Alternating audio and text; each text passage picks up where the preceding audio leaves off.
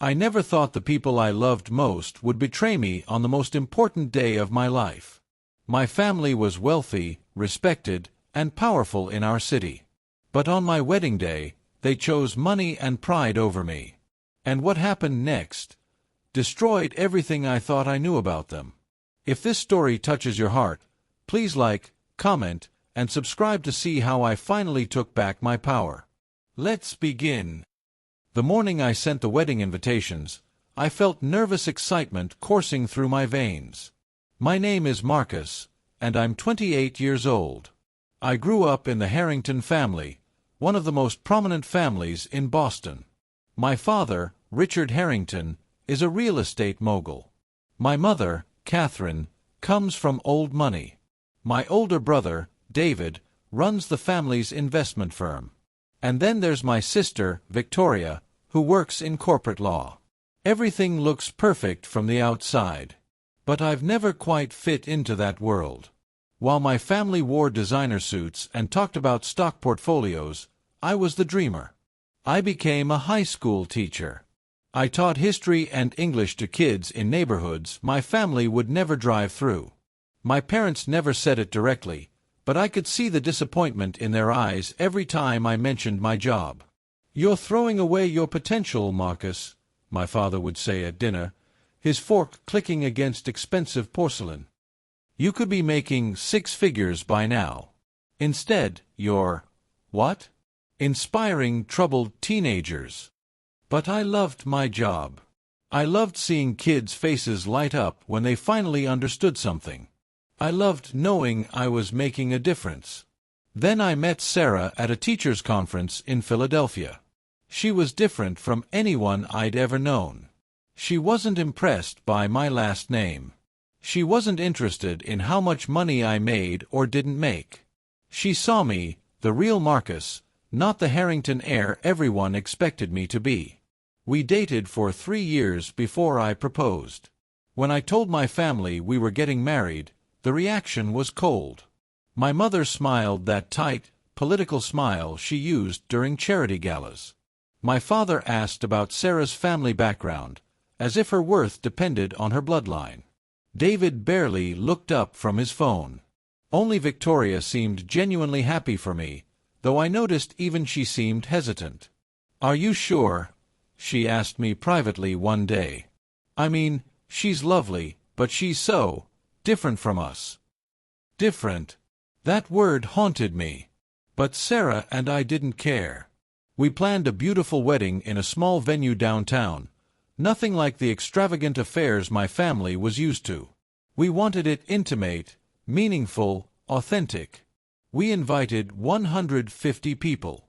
The guest list included my closest friends, Sarah's family, and my family, of course. I printed the invitations myself. Gold lettering on cream cardstock. Simple, elegant, us. When I handed my father his invitation 3 months before the wedding, he looked at it like it was a bill from a debt collector.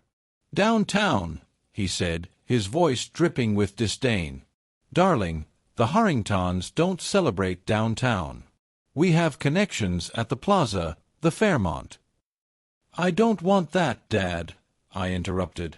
"Sarah and I want something real. Something ours." He didn't respond. He just set the invitation on the side table and walked away. My mother called the next day. "Marcus, sweetie, we have a conflict that weekend. The Vanderbilt Gala is the same night. It's extremely important for your father's business. We've already committed." "Mom, you've known about this for months. We sent you a save-the-date in January." "I know, but this opportunity with the Vanderbilts just came up. Surely you understand that your father's reputation." I hung up the phone. That's when I should have known something was wrong. But I didn't want to know. I didn't want to believe my family would choose a business gala over my wedding. 2 weeks before the ceremony, my brother David called. "Marcus, I'm sorry, man. I have a conference in Singapore. I can't make it back." "Singapore. Of course." Then Victoria called. "I have to be honest with you. Mom and Dad are making it very difficult. They're saying if I go to your wedding, I'm choosing you over family loyalty. It's complicated. Are you saying you won't come? Silence. I don't know yet, she finally said. One by one, my family declined. Not with honesty, not with real reasons, but with excuses that felt like knives. The night before my wedding, I sat alone in my apartment and cried. I cried for the little boy who wanted his father to be proud of him. I cried for the young man who thought being part of the Harrington name meant something. I cried because on the biggest day of my life, my family had chosen money, status, and business connections over celebrating me. Sarah found me on the couch at midnight. "They're not coming, are they?" she asked softly, sitting beside me. "No," I whispered. "They're not." She took my hand. "Then we celebrate with the people who actually love us. That's enough. That's more than enough." And she was right. The wedding day came, and it was beautiful. Sarah was radiant. My friends were joyful.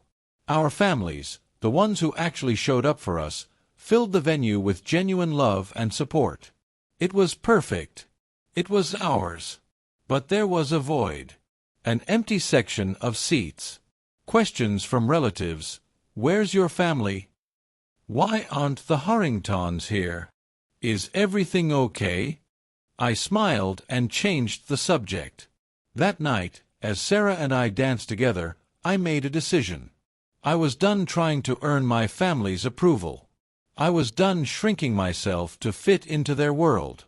I had chosen a life of meaning over a life of money, and I wasn't going to apologize for it anymore. I should have known that decision would cost me far more than I could ever imagine. 3 days after my wedding, my father called. "Marcus, we need to talk about the gifts," he said without any preamble. "The gifts?" "Yes. Your mother and I want to know what happened to them. We're expecting a detailed list and receipts." My stomach dropped. "Dad, what are you talking about?" "The wedding gifts, Marcus. We know people gave you money. Lots of it. We want to know the total amount." I couldn't believe what I was hearing. "Why do you need to know that?" "Because," he said coldly, "you've been supported by this family your entire life. Private schools, Ivy League education, connections, opportunities. Do you have any idea how much we've invested in you? And now you throw away your potential, marry some random woman, and celebrate without even inviting your own family properly? The least you can do is contribute to the family fund. Consider it payback for everything we've done." I hung up the phone. The letter from the family lawyer sat on my kitchen counter for a week. I couldn't bring myself to open it again. Every time I looked at it, I felt something inside me dying, not sadness exactly, but a kind of numb resignation. The family I'd spent my entire life trying to please had reduced our relationship to a financial transaction. Sarah found me staring at it one morning before school. "Marcus, you need to talk to them," she said, placing a cup of coffee in front of me. "And say what? That I'm not going to pay them back for raising me? That I don't owe them my life's earnings because they sent me to private school? I'm saying you need to have a real conversation. Maybe they'll listen if you explain how this makes you feel." I wanted to believe her. I wanted to believe my family was capable of understanding, of changing, of actually caring about me as a person rather than as an extension of the Harrington name. So I called my father and asked to meet. He chose his office. Of course he did. The mahogany-paneled corner office on the 42nd floor where he conducted business deals, not family conversations. When I arrived, he was sitting behind his desk, not at it, but behind it, creating distance between us. "Marcus," he said, not standing to greet me, "I'm glad you're taking this seriously." "Dad, I need to understand something. Why are you doing this? Why now? Why after the wedding?" He leaned back in his chair, steepling his fingers. a gesture I'd seen 1,000 times before a difficult negotiation. "Because you need to learn about consequences," he said flatly. "You've been coddled your entire life. You've made choices we don't approve of, and there need to be ramifications. You married a woman we've never properly vetted. You work a job that pays you nothing. You live in a modest apartment downtown instead of in a proper neighborhood. You've embarrassed this family repeatedly." "Embarrassed? Dad, I'm a teacher. I help people. I'm happy. Happy." He laughed, a sharp, cruel sound. "Happiness is a luxury, Marcus. Success is what matters. Reputation is what matters. The Harrington name is what matters. And you've thrown it all away for, what? Noble ideals? Saving troubled kids." Something in his tone made my blood run cold. The way he said it, like my career, my life's work, was beneath contempt. "Do you even love me?" I asked quietly. "Or was this always just about grooming another heir to the empire?" His face went stone cold. "Love is irrelevant when discussing family duty," he said. "You are a Harrington. You have obligations. You have responsibilities. And right now, you're failing all of them." I stood up. "I'm leaving. Sit down." His voice carried the same command he'd used my entire childhood. I almost sat. Almost. But Sarah's face flashed in my mind, the way she looked at me like I was enough, like I was worthy, like my choices mattered. "No," I said. "I'm done. I'm done trying to earn your approval. I'm done pretending this family cares about me. You don't. You never have. You just wanted a version of me that fit into your world, and when I refused to be that, you decided I owed you payment for the inconvenience. Walk out that door, and you're walking out of this family," my father said coldly. I did. That evening, my mother called. Then David. Then even Victoria, who tried to play mediator. "Mom wants you to call her," Victoria said. "She's upset. Let her be upset. Marcus, don't be like this. You can fix this. Just give them something. A portion of the gift money. It's not that much. Victoria, they're trying to control me through guilt and financial manipulation. Don't you see that? They're our parents," she said quietly. "It's complicated." But it wasn't complicated. For the first time in my life, I saw my family with complete clarity. They weren't complicated. They were simple. They were people who loved money more than they loved each other. People who measured worth in dollars and social status. People who used love as a weapon when it suited them. I didn't call my mother back. Over the next 2 weeks, things escalated. The family lawyer sent another letter, more aggressive this time. They were demanding a response within 30 days, or they would pursue legal action. My brother David showed up at my school unannounced, trying to corner me in the hallway. My mother sent flowers with a card that simply said, "Please call me. We miss you." But I didn't believe her. I was done. Then, exactly 3 weeks after my wedding, something happened that changed everything. I was sitting in my classroom after school, grading papers, when my phone rang. Unknown number.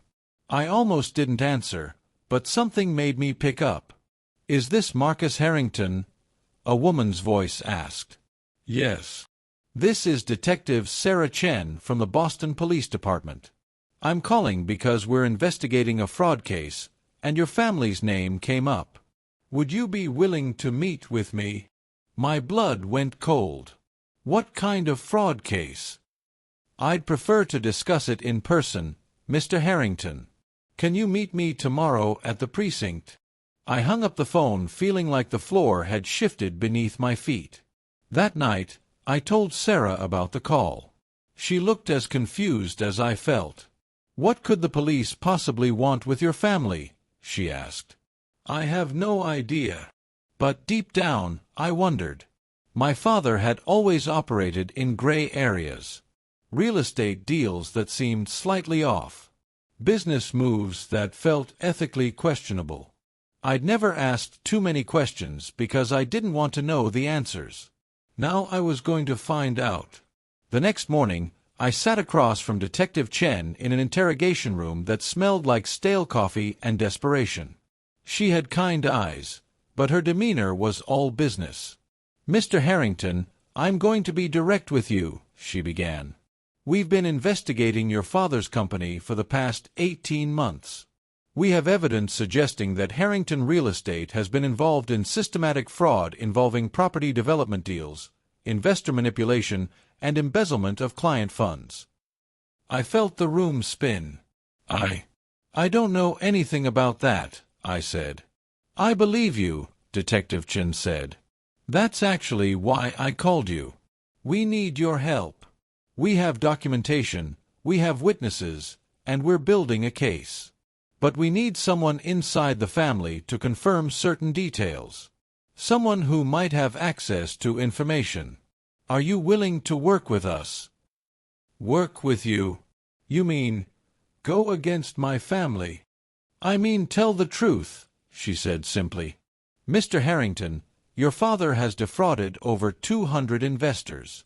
Retired teachers, small business owners, regular people who invested their life savings into his projects. Because of him, people have lost their retirement funds. Some have lost their homes.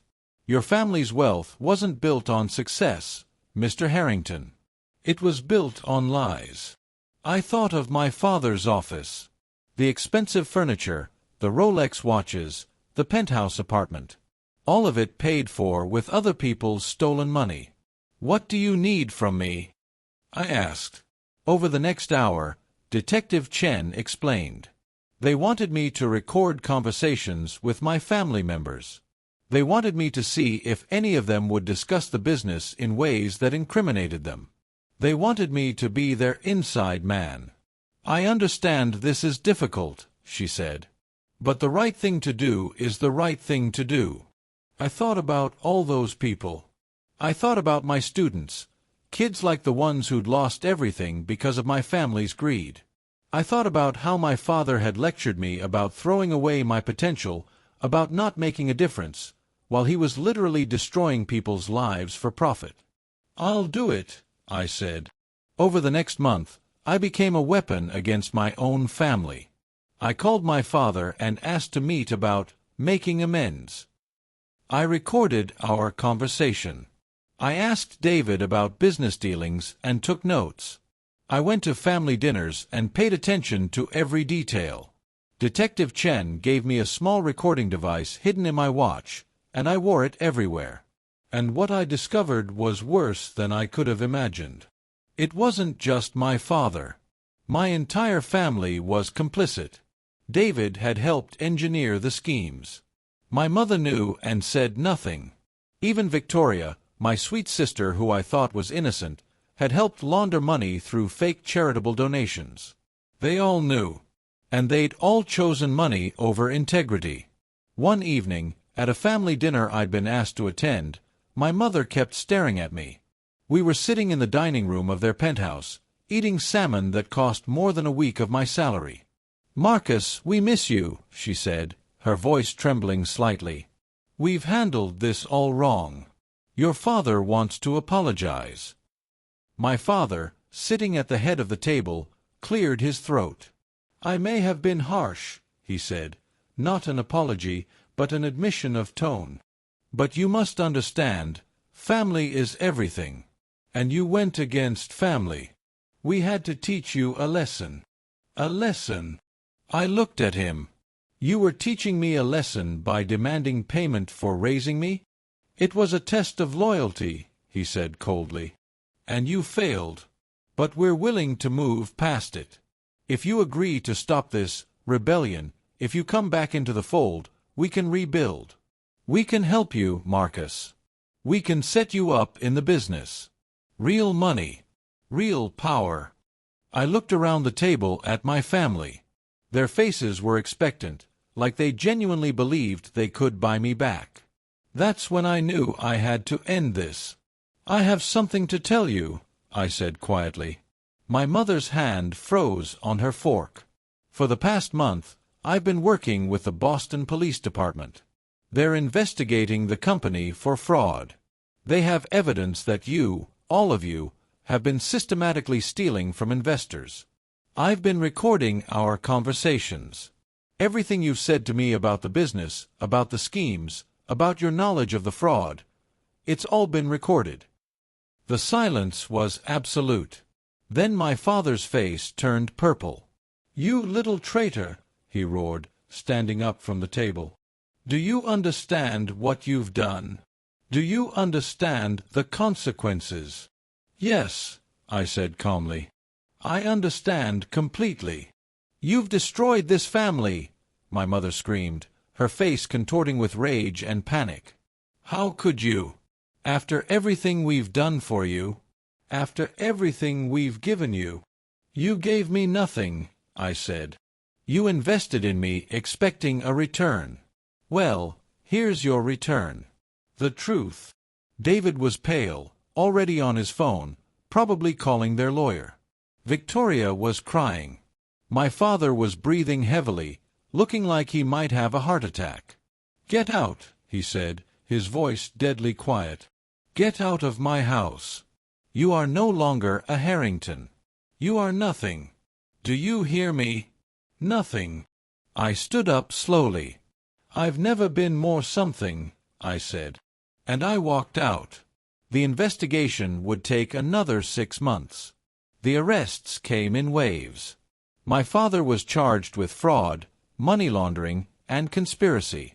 David faced similar charges. My mother was charged as an accomplice. Even Victoria didn't escape. She was charged with money laundering through the charity donations. The Harrington name, once synonymous with prestige and power in Boston, became synonymous with scandal and crime. And I became the man who brought them down. The arrest warrants came on a Tuesday morning in March. I was teaching my American history class when my phone buzzed with a news alert. Boston real estate mogul Richard Harrington arrested on fraud charges. My hands shook as I read the headline. Students noticed immediately. "Mr. Harrison, are you okay?" One of my students asked. "Yeah," I lied. "Just, something came up. Let's take a quick break."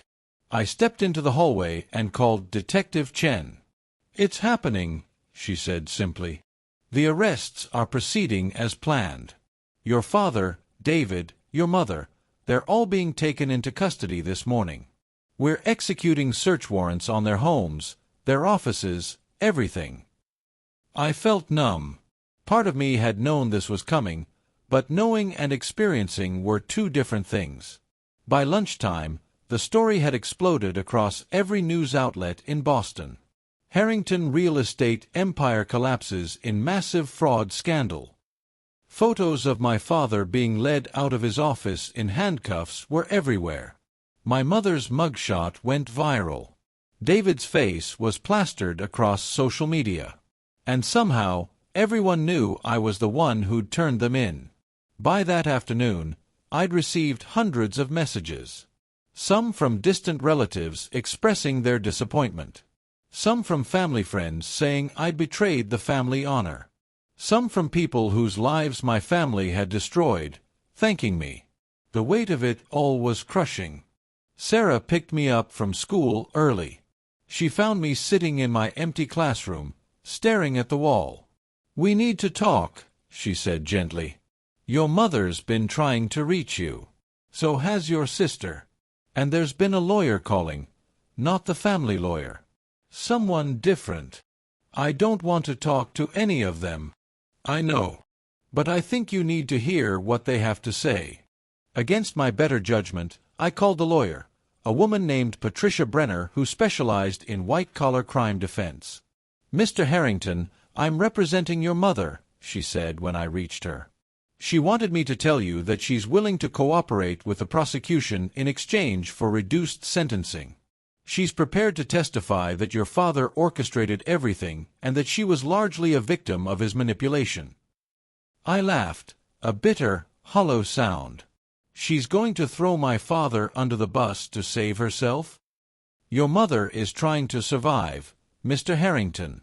She has 3 children to think about. 3 children she was willing to sacrifice for money not 2 months ago, I said, and hung up. But the calls kept coming. Victoria called me crying, begging me to help her. She claimed she didn't fully understand what she was doing with the charity donations. She said my father had manipulated her just like he'd manipulated everyone else. She wanted to cooperate too. Victoria, you knew what you were doing, I said coldly. You've always known. You just thought you were too smart to get caught. Marcus, please. I'm your sister. I love you. If you loved me, you would have stood up for me at my wedding. Instead, you chose the family money. Well, congratulations. You got what you wanted. I hung up on her too. The weeks that followed were brutal. Journalists showed up at my apartment. They dug into my past, looking for anything they could use. They discovered that I was the whistleblower almost immediately.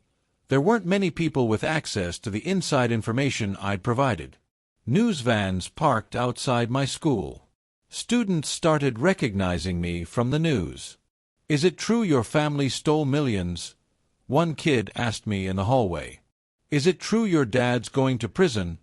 Another one called out. The school administration asked me to take a leave of absence. They said it was temporary, that things would calm down. But I could see the concern in their eyes. Having a whistleblower on staff was uncomfortable for them. Sarah was my anchor through all of it. Every night, I'd come home shaking with anxiety and rage and something else I couldn't quite name. Grief, maybe. Grief for the family I'd lost, even though losing them meant gaining my own life back. It's going to get worse before it gets better, she warned me one night as we sat on our couch. She was right. 1 month after the arrests, David pleaded guilty to fraud charges in exchange for a reduced sentence. He received 8 years in federal prison.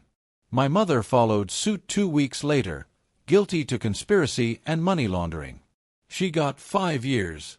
My father, stubborn to the end, insisted on going to trial. The trial was a spectacle.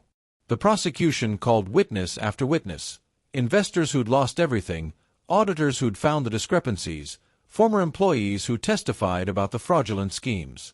And they called me. Sitting in the witness box, looking at my father across the courtroom, was one of the hardest things I've ever done. He stared at me with pure hatred in his eyes.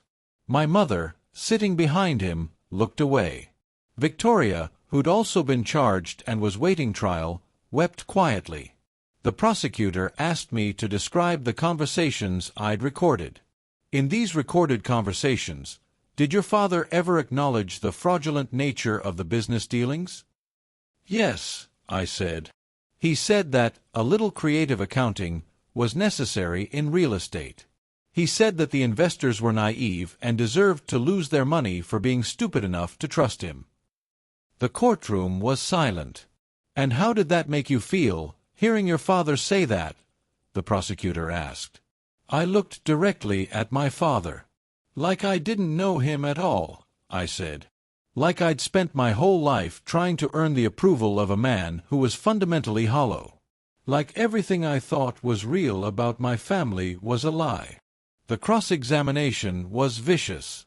The defense attorney tried everything, suggesting I was a disgruntled son looking for revenge, that I'd been coerced by the police, that the recordings were somehow manipulated. But I stuck to the truth. Because the truth was all I had left. After 2 weeks of testimony, the jury deliberated for 3 days. The verdict came back guilty on all counts. Fraud, money laundering, conspiracy, wire fraud. My father was sentenced to 15 years in federal prison. The news broke everywhere. Harrington patriarch convicted in historic fraud case. Whistleblower son brings down real estate empire. My face was in every newspaper, every news site, every social media feed. I became famous for one thing, betraying my family.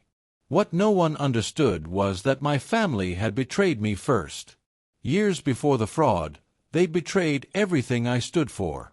They'd made it clear that my worth was measured in dollars, my love-worthiness in obedience. They'd tried to control me through guilt and financial manipulation. And when I'd finally refused to play their game, they'd attempted to extract payment from me like I was a business obligation. The trial ended in late May, as spring turned to summer. For the first time in months, I felt like I could breathe. Sarah and I took a weekend trip to the beach. We sat on the sand, watching the waves, and I finally broke down. All the anger, all the betrayal, all the grief, it came pouring out in tears I couldn't stop. "I'm sorry," I kept saying. "I'm so sorry." "For what?" Sarah asked, holding me. "For telling the truth. For doing the right thing. For having a family like that. For being that person. For—" "Marcus, stop," she said firmly. "You didn't do anything wrong. You chose integrity over loyalty to people who didn't deserve it. That's not something to apologize for. That's something to be proud of." But pride felt dangerous. Pride felt like arrogance. Pride felt like the kind of thing my father would have felt, certain of his own rightness, confident in his own superiority. "I just want to move on," I told her. "I want to forget all of this and build a life that has nothing to do with the Harringtons." "You can," she said. "You can become whoever you want to be now. You're not bound by their expectations anymore." 2 months after the trial ended, I got a letter. 9 months after my father's conviction, the civil litigation began.